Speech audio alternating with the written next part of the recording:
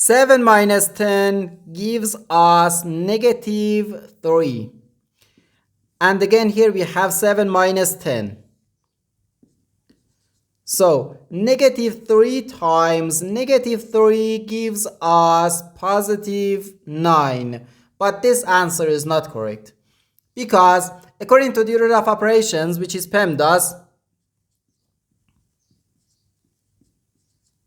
P stands for parentheses, E stands for exponent, M and D stands for multiplication and division, and A and S stands for addition and subtraction.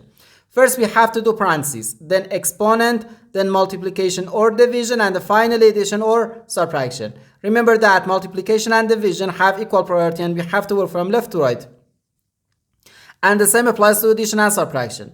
In this expression, we have one subtraction, one multiplication, and the one parenthesis. Inside this parenthesis, we have one subtraction. Here we have a multiplication because in mathematics, when a number is placed next to parentheses, it means multiplication. And we usually don't write the multiplication sign for brevity.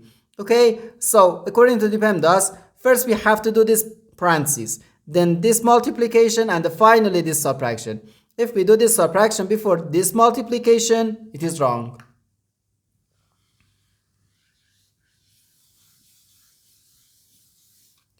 So first we have to do this parenthesis. Inside this parenthesis we have 7 minus 10, which equals negative 3. So we have 7 minus 10, then times negative 3. Now we have one subtraction and one multiplication. According to the PEMDAS, multiplication has higher priority than subtraction because multiplication comes before subtraction. So here first we have to do this multiplication. 10 times negative 3 gives us negative 30. So 7 minus negative 30. Now negative times negative gives us positive. So we have 7 plus 30, which equals 37. And this is our final answer to this problem.